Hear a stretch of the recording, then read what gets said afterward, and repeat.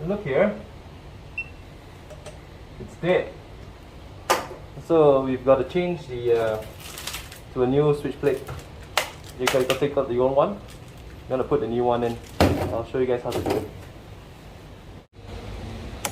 Okay, so as I mentioned in previous videos, you need to trip your circuit breakers before you do any work. Okay, if you're not sure, trip the main one, which is this one, and it'll trip your entire house.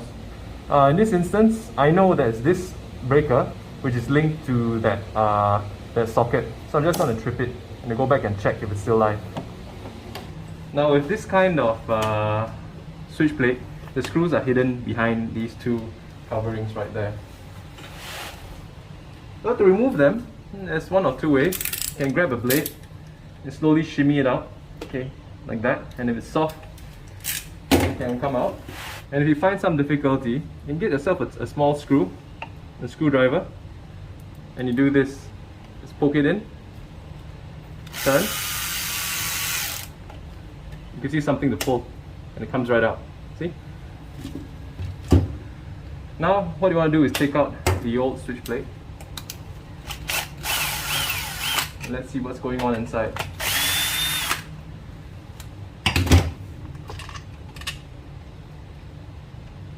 There we go. I'm going to grab my test pen. I'm going to check and see if the lines are live. So they're not live.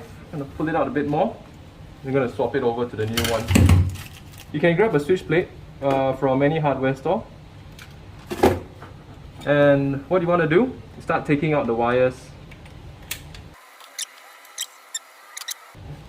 So at this stage, if you've only tripped one breaker, you do not want to let any of these touch.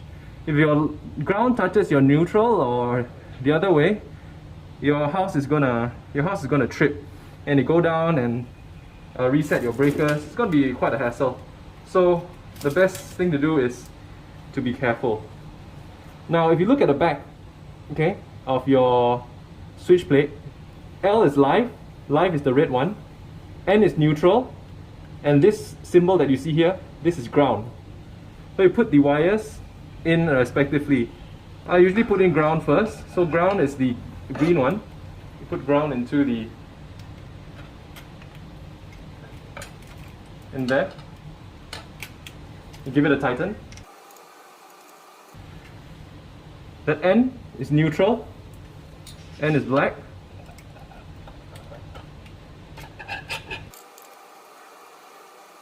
In our case, red is live. Let's put that into its home. So you grab your bolts and you can put them in.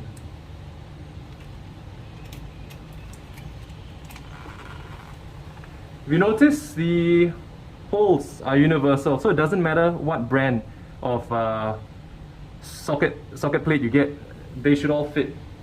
In Singapore, we do have a smaller one, so you have to be careful.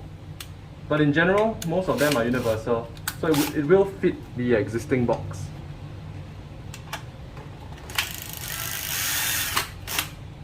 Okay. When you're tightening your plate, you don't want to go too tight or you'll break it. So just tight enough such that it doesn't move. Make sure everything is straight and put on the cover.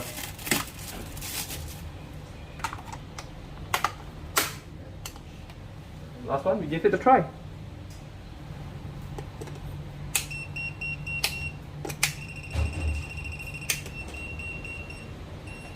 So there we go, everything is as good as new.